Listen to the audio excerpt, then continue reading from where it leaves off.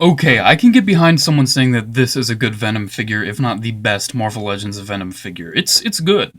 I mean, it's got the articulation, it's got the look. It's certainly Venom, no denying it. However, there's just some issues I have with it, such as the fact that it's a reuse of the Hyperion body mold. A body mold that, while nice, I just don't feel like it carries the presence of Venom. It doesn't have the shoulder presence, and me personally, I'm a huge fan of the big, beefy Venom. So while this is nice, and while this is a big figure, giving you a comparison with good old J. Jonah Jameson, I mean, it's not Chameleon, guys. This is J. Jonah right here. He's not in disguise. It's J. Jonah, trust me. Yeah, as you can see, he's a big figure. It's really nice and big. But it just doesn't have the presence that I really like out of a Venom. So I searched far and wide looking for a Venom figure more to my liking. And for a very good price, actually fairly less than what I paid for him, I found the Sinister Six box set of Venom. My personal opinion out of these two is that, ooh man, I prefer his head sculpt, and I think his head sculpt on that body would be perfect. However, I still really like this head sculpt, and the reuse of the Sabretooth mold, while it's just as lazy as the reuse of the Hyperion body mold, it just works so much better for me. And as a fan of Toy Biz Marvel Legends over Hasbro Marvel Legends, I try to get as many Toy Biz versions as I can. This is my personal favorite out of the two. I don't have the Spider-Man Classics one with like the weird like quivering jaw. That's really weird. I'd like to get that at some point as a huge Venom fan. However, for now I will stick to just these two, as well as the Marvel Select and the 3 3/4 inch one I have, and the Lego minifigure, and the Spider-Man Classics Rotocast 12 inch, and that giant one I have, and yeah, you get the picture. I have a lot of Venom. So let's look at this guy in more detail, because I do like him very much. However, he is not perfect. Like the good old Hyperion body mold Venom, or we'll call him Hasbro Venom from now on.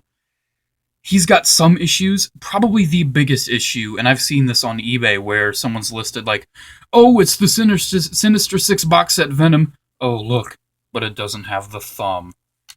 The thumb, just for some reason, how it's made on this mold. I don't know if it's a similar issue with the good old Sabretooth mold, because I don't have that figure and I have no intention of getting it. Looking at this right here, as you can see, how the thumb connects to the hand, it's this little peg right here, see? And you get the peg, you just get the finger right, you just get the finger. It's really hard to shoot this while I'm trying to intricately do this. Just get the finger right there, see a little hole, then you just peg it in, right? Simple as that. But see, the peg, it goes in all the way, right? But it doesn't hold it nice. And it's just kind of loose. I would be very careful for this thumb, because I would not want it to break off. And every time I move it, I always press it down when I'm moving it. It should stay in place with light play, but if you're one of those maniacs that just wants to go blah, blah, blah, blah with your toys, it's certainly going to far out. It's certainly going to far out! It's going to fall out. So yeah, let's look at the details on it, because it is a reuse of the good old Sabretooth mold. However, it does have a couple new things, such as that head sculpt. Oh wow, that's really cool. I do see how people would have issue with it, because it's kind of going for its own look. I don't really know if it's based on some sort of Venom art style or not, but it looks nice to me. I really like that. As a Venom fan, I am satisfied with that head. I do want to give you a comparison between that head sculpt and the similar head sculpt to the Hasbro Venom. Just let me pop that off and pop on the other one. Which, one thing I would have wished for this Venom is accessories. I don't really believe it has accessories besides like a display base. If I am mistaken, please let me know. I will not be showing the display base in this video, because I did not get it with the figure. But this did, like I said, come in a Sinister Six box set. Oh my god, this head does not want to come on. Give me a second. Phew, that took way too long. But yeah, looking at the similar smiley faces, or just the standard, grin without the teeth and all that. Or with the teeth without the tongue. Yeah, I like the look of this. It's the kind of classic McFarlane-looking Venom, but something about the Sabretooth one, it's just got its own identity, and I love it. It's just really cool looking how they got the head sculpt there. Rest of the body, like standard Hasbro Marvel Legends nowadays, is kind of bland. Even though they do have some washes, you can see a darker wash on the white there. I don't really believe the body has a lot of washes. I think it's just a standard black plastic. He does have painted veins on his arms, which are very nice. And certainly the biggest point of, hey, this is Sabretooth, is the nice good old horned elbows. Yeah, kind of interesting there. You can just cut those off if you want. Me personally, I kind of think it goes with the character of Venom, just kind of keeps with the spikiness of it, even though Venom is more of like a fluid kind of design. But all over, the details are pretty nice. Nothing spectacular. I mean, it's not like the quivering jaw one where the paint and the sculpt is just crazy out there, but it's really nice looking. Beautiful. Giving you another comparison between the Hasbro one, you can just see the shoulder width on the Sinister Six one is just so much bigger. And for me, Venom, the thing I really want with him the most is a nice shoulder presence.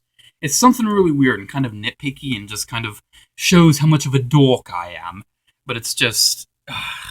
looking at the Sinister Six one next to that, it's just... for me, anyway, no comparison.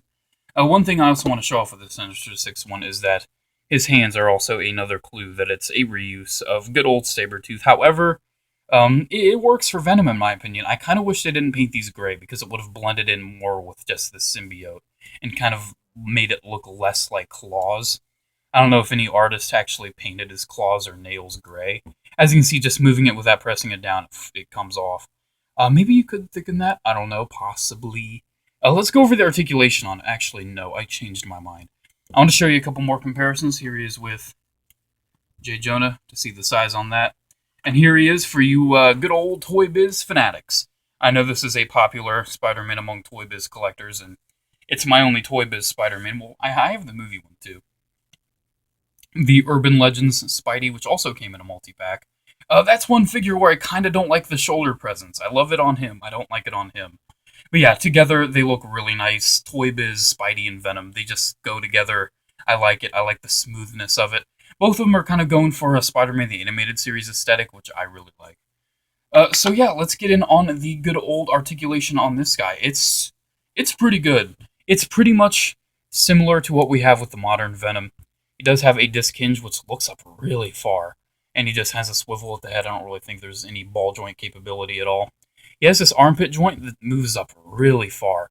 More so on the left than the right. I don't really understand that. He also does have a standard... easier to do it so you don't break off this piece right here. If you turn it and then hinge it against the armpit joint. Oh, there goes the thumb. He does have even more articulation right there at the shoulder.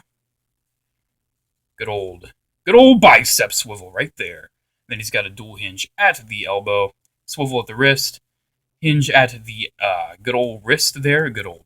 That's going to be my phrase for this video. I'm sorry I've been saying it so much. If you want to do like a drinking game, please do it if you're a responsible age. Of how many times I said good old, go ahead.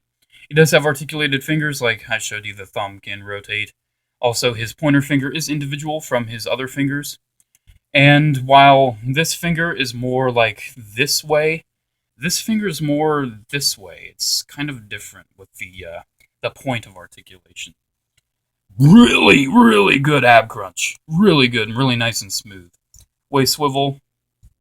Those universal hips go out really far. Pretty decently forward. Not really any back. I don't know why Marvel Legends collectors complain, why don't the legs move back? Seriously, if you're an agile-ish person, try to move your legs further than, like, this point. It's not really possible. If you see those really flexible people, like, bending, you never see their legs bend past their butt. It's just not something the human body can do. With that ran out of the way, he does have a thigh swivel, then dual hinge elbow. This is an elbow, guys. This is a knee. This isn't an elbow JCC. What are you thinking? Nice old boot cut, which I kind of wish was on more Hasbro Legends. Thankfully, it is on the Toy Biz. Oh my god. The Hasbro Venom does have the up and down on the ankle, and very, very slight toe articulation, almost to the point as to where it doesn't even matter. No pivot, really. I mean, a little bit of pivot, more so on this one than on this one. It's kind of Toy Biz, so you can expect that. So yeah, let me get his thumb back on, and then I'll kind of give some final thoughts on the guy. With the introduction of the Hasbro version of Venom on the market, it's pretty much a choice of which one do you prefer, aesthetic-wise, company-wise, articulation-wise, and also availability-wise. However, the availability is not that big of a deal, because when it comes to both of these guys, on the aftermarket, the Hasbro Venom is running you probably a little over $20, and also the Sinister Six Venom is running you a little over $20, because a lot of people are getting the Sinister Six one out of their collection because they prefer the Hasbro one. Honestly, I can see why you would prefer the Hasbro one, and especially considering that the Marvel Legends collection as a whole is getting very saturated with Hasbro Legends. You would probably want a figure that fits in more with the Hasbro aesthetic over the old kind of retired Toy Biz aesthetic. Me personally, my Marvel Legends collection's smaller, it's not that big. It's pretty much just what I like out of a figure. And Marvel Legends as a company, and well, not really as a company, as a toy line from both companies is a fantastic toy line. And this is certainly one of my favorite Marvel Legends. I really like Venom, and this is just a really satisfying figure for me. The Hasbro is also very good, however, asking me which one you should get, I would certainly say the Sinister Six. So yeah, guys, that's pretty much it. That has been my review of the Toy Biz Marvel Legends Sinister Six box set Venom. As you can probably tell, I've been rambling on for 11 minutes and 32 seconds, so my voice is starting to kind of, give out. So hey, guys, that's pretty much it. Make sure to comment, like, subscribe, check my Facebook page, have a chance.